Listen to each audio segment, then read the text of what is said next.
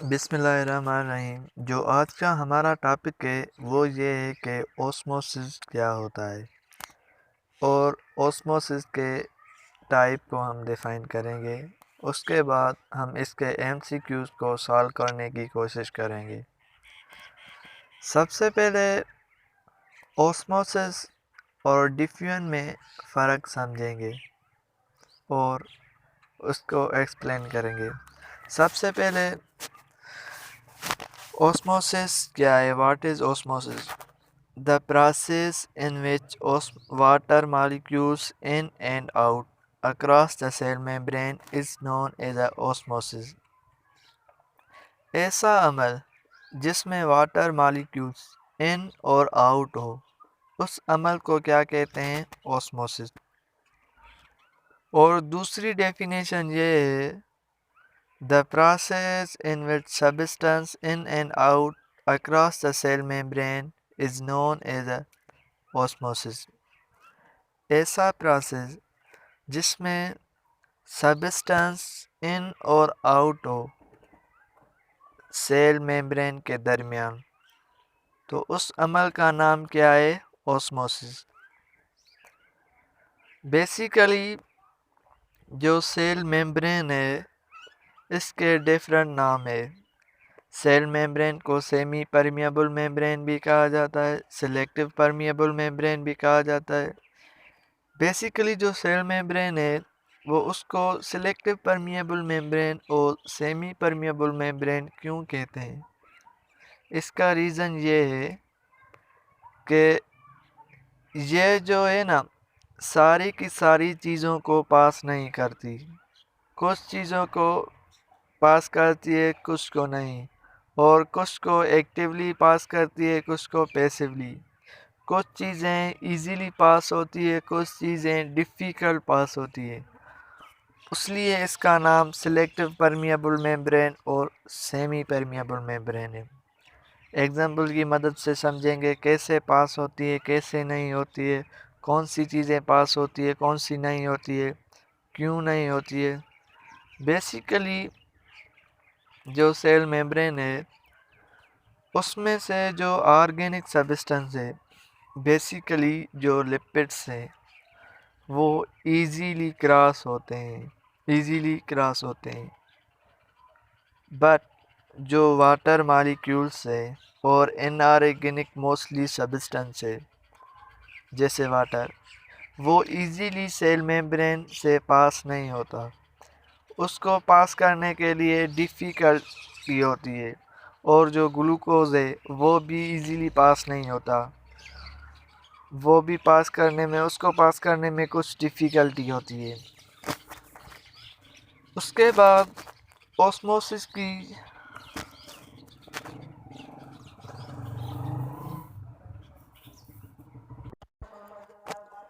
उसके बाद बेसिकली जो ऑस्मोसिस है उसके दो टाइप है। एक होता है एक्सोऑस्मोसिस और दूसरा होता है एंडोऑस्मोसिस। बेसिकली एक्सोऑस्मोसिस क्या है? Exo means out, osmosis means water. The process in which water molecules out from the cells or environment is called exoosmosis. ऐसा प्रोसेस जिसमें वाटर मॉलिक्यूल्स सेल से आउट हो, तो उस प्रोसेस का नाम एक्सोऑस्मोसिस है। फिर है endosmosis. Endo means inside, osmosis means water molecule. The process in which water molecules in the cell is known as the endoosmosis. ऐसा प्रोसेस, ऐसा अमल जिसमें वाटर मॉलिक्यूल्स सेल के अंदर दाखिल हो, तो उस प्रोसेस का नाम क्या है? एंडोऑस्मोसिस। बेसिकली जो एक्सोऑस्मोसिस है वो किस एनवायरनमेंट में होता है? जो हाइपरटोनिक एनवायरनमेंट में, उसमें क्या होता है? एक्सोऑस्मोसिस। हाइपरटोनिक एनवायरनमेंट में एक्सोऑस्मोसिस होता है, हाइपोटोनिक इन्वायरमेंट में एंडोऑस्मोसिस होता है। बेसिकली जो हाइपो और हाइपरटोनिक, इसमें कौन सा डिफरेंस है ये पहले मैंने लेक्चर में समझाया था आपको। उसके बाद जो दूसरी चीज़ें हैं वो ये है प्लाज्मोलाइसिस और डीप्लाज्मोलाइसिस। बेसिकली प्लाज्मोलाइसिस क्या है? द श्रिंकेज ऑफ साइटोप्लाज्म और cell is known as a plasmolysis. ऐसा प्रोसेस जिसमें सेल और साइटोप्लाज्म श्रिंक हो जाए तो उस प्रोसेस का नाम क्या है? उस प्रोसेस का नाम प्लाज्मोलाइसिस है। बेसिकली जो सेल टर्जिड है उसमें जब एक्सोऑस्मोसिस हो गई तो फिर क्या होगा? जब सेल टर्जिड है वो फुली वाटर से फिल है तो उस सेल में वाटर इनसाइड क्या है? एक्सेस है, और आउटसाइड क्या है? लेस है। तो वाटर इनसाइड हायर कंसंट्रेशन में है और आउटसाइड लोअर कंसंट्रेशन में है। तो हमें पता है कि water always move from high concentration to low concentration. तो वाटर मॉलिक्यूल्स क्या होगा? Outside inside to outside move करेगा। जब वाटर मॉलिक्यूल सेल के इनसाइड टू आउटसाइड मूव करेगा तो सेल की साइज डिक्रीज होगी। जब सेल की साइज डिक्रीज होगी तो सेल क्या होगा? श्रिंक होगा। तो उस प्रोसेस का नाम क्या है? प्लाज्मोलाइसिस। डीप्लाज्मोलाइसिस क्या है? बेसिकली जो प्लाज्मोलाइसिस है वो किस सॉल्यूशन में होती है?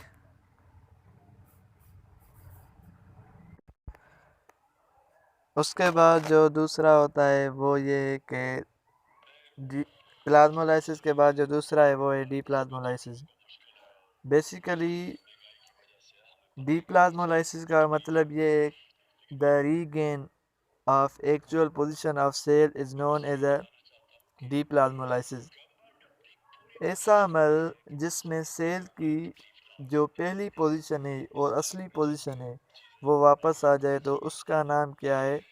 डीप्लाज्मोलाइसिस। बेसिकली जब वाटर सेल से आउट होता है तो वाटर सेल की साइज़ क्या होती है? डिक्रीज होती है। फिर जब वाटर सेल के अंदर इन होगा तो उस प्रोसेस में क्या होगा कि वाटर सेल के इन होगा तो सेल की जो है एक्चुअल पोजीशन गेन हो जाएगी। सेल की जब एक्चुअल पोजीशन गेन हो जाएगी तो इसका नाम क्या है? डीप्लाज्मोलाइसिस।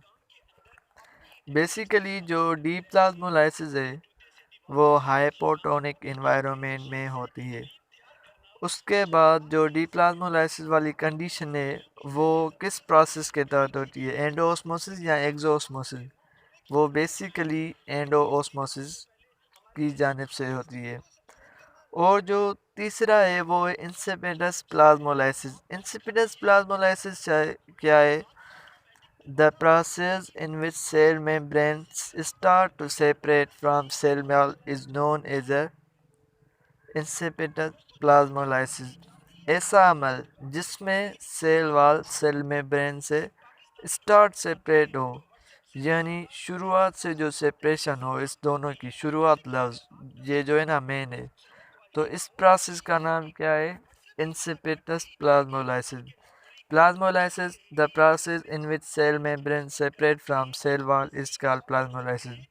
ऐसा अमल जिसमें सेल वाल सेल मेम्ब्रेन से सेपरेट हो या सेल में सेल श्रिंक हो तो उसका नाम प्लाज्मोलाइसिस है। और ऐसा अमल जिसमें सेल वाल सेल मेम्ब्रेन से स्टार्टिंग में जो सेपरेशन है, स्टार्ट टू सेपरेट, तो उसका नाम इंसिपिड प्लाज्मोलाइसिस है। इसके बाद जो इस टॉपिक से एंट्री में एमसीक्यूज आए वो ये: in which process exoosmosis occur? Hypotonic, hypertonic, isotonic या all of these? तो जो एंडोऑस्मोसिस है वो ओनली हाइपोटोनिक में होगी, तो करेक्ट ऑप्शन है हाइपोटोनिक। जो दूसरा है वो ये in isotonic, water in and out, water only in, या नन ऑफ देम। तो इसमें ऑप्शन है नन ऑफ देम। आइसोटोनिक में वाटर इन और आउट नहीं होगा, मेंटेन रहेगा।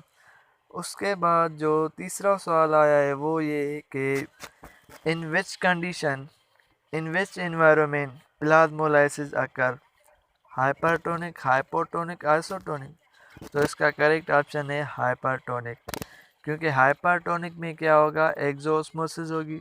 जब एक्सोस्मोसिस होगी तो सेल मेम्ब्रेन और सेल वॉल्स एक दूसरे से सेपरेट होंगे और श्रिंक हो गए, यानी साइज डिक्रीज होगी, तो उस अमल का नाम प्लाज्मोलाइसिस है। तो इसका करेक्ट ऑप्शन है हाइपरटोनिक।